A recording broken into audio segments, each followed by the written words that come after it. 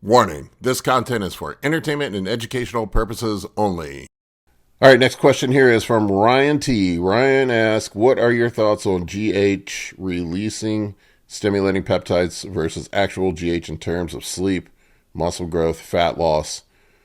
Are they overhyped, and do they have a place for competitive bodybuilders?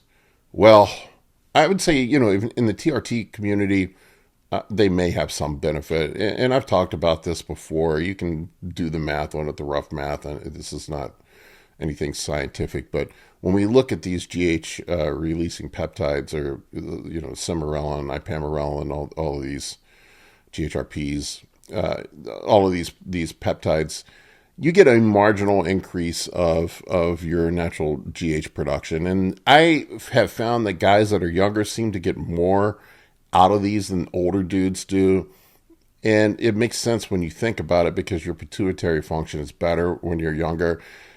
I've seen numbers where, you'll get up to like a 40 to 50% increase in natural GH production. But think about it. If you're a 40-year-old dude and you're only making a half a unit a day, if we're equating it to taking exogenous GH, I'm just throwing arbitrary math out there, but let's just say if it's a 40% increase and you're making the equivalent of a half a unit per day, what are you at, 0.7 units, 0.75 units now?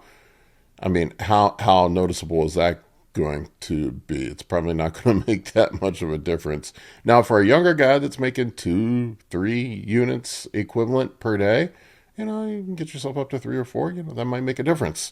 And I've seen, anecdotal things. I've seen guys report, having a little more energy on these, feeling a little bit better, body composition improves a bit, but it's never going to replace exogenous growth hormone. And I don't know of anybody in competitive bodybuilding that's running secretagogues in place of growth hormone. It's like saying using HCG to instead of running testosterone. I mean, there's only that's sort of the equivalent. That's the comparison I would make. Is really these secretagogues are the equivalent of running HCG to get your testosterone levels up. I mean, how much is that going to improve performance enhancement? Now, if you're just a regular dude just trying to feel better, a guy, a longevity guy, a guy just trying to be fit, healthy, happy, sure, why the fuck not? I mean, they're fine. They're easily accessible. They're legal.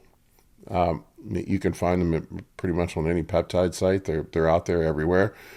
If you want to dabble with them, but sure, go right ahead. They just aren't going to. It's like saying using HCG to try to equate for 500 milligrams of testosterone. It's just not going to be the same thing. Same thing. It's not going to be running these peptides. It's not going to be the same thing as taking 5-8 units of GH. It's not going to accomplish the same thing. So I would say if you're a competitive bodybuilder and you're serious about bodybuilding, then taking exogenous GH is probably going to be the better option for you.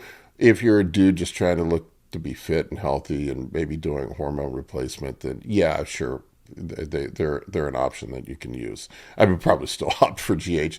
Given the expense, it's not that much different really when you look at the expense of the two. But they are an option. They do work to a certain degree. They just don't work as effectively as exogenous GH does.